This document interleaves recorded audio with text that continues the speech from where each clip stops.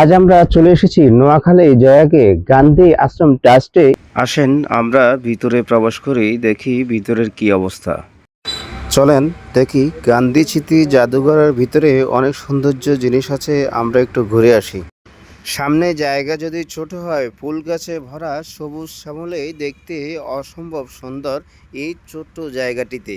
কিন্তু ভিতরে যাওয়ার চেষ্টা করলেও ভিতরে যাওয়া যাচ্ছে না, ফলে জাদুঘর রয়েছে, জাদুঘরে অনেক কিছু আপনি দেখে আসতে পারবেন, তবে ছবি তোলা কিংবা ভিডিও করতে পারবেন না, নিষেধাজ্ঞা রয়েছে।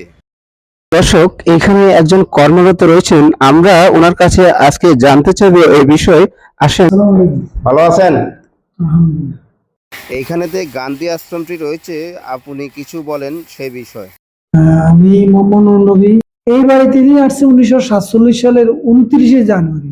হিউম্যান রাইটস একটা প্রকল্প আছে, লিগেল এড আছে, সরকার প্রকল্প আছে, খাদি কর্নার আছে, ট্রেনিং সেন্টার আছে, কম্পিউটার টেকনোলজি আছে, গান্ধী রিসোর্স সেন্টার আছে, গান্ধীজি উদ্বোধনকৃত একটা হাই স্কুল আছে, প্রাইমারি স্কুল আছে, সেবা ধর্মী কাজ। আমাকে শোনার জন্য আপনাকে অসংখ্য ধন্যবাদ। ধন্যবাদ আপনাকে। আসলে এখন ওনার মুখ থেকে শুনতে পারলেন উনি এখানে দীর্ঘজীবনে কর্মরত রয়েছেন, সেবামূলক যত ধরনের কাজ ওনারা চালিয়ে যাচ্ছেন, ভবিষ্যতেও একসাথে মিলে চালাবেন। আপনাকে অসংখ্য ধন্যবাদ। এই মহাত্মা গান্ধী নিয়েই আমরা চলে এসেছি জয়াগে। আজকে অনেকে এখানে দেখার জন্য আসলো। আমরা পেয়েছি একজন দর্শনারীকে, জনাব কাঞ্চন হোসেনের কাছে জানতে চাইবো আজকে এই বিষয়টা, উনি কত সাল থেকে এখানে আসে এবং এই জাদুঘর সম্বন্ধে। আসসালামু আলাইকুম। ওয়ালাইকুম আসসালাম। আচ্ছা কাঞ্চন সাহেব, এই বিষয়টা আপনি কিছু জানেন কি? কিছু জানেন বলতে, এটা আমরা অনেক দিন থেকেই দেখছি।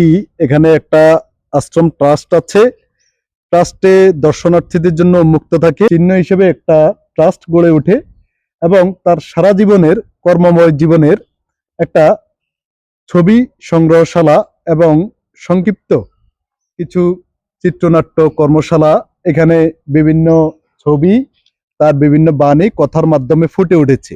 মানুষের জন্য কাজ করতে পারবো, দরিদ্র মানুষের জন্য, পিছিয়ে পড়া এই গোষ্ঠীর জন্য কাজ করা সহজ হবে।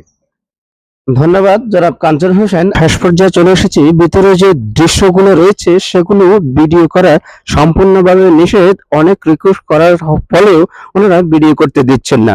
অনেক দূর দূরান্ত থেকে এখানে দেখতে আসলেও একই আমার মতো কায়দা, বাইরে থেকে কিছু ঘুরে বা কিংবা ছবি তুলে যায়, কিন্তু এর বিকল্প অন্য কিছু নয়। আজকের মতো এখানে শেষ করছি, পরবর্তী দেখা হবে অন্য কোথাও।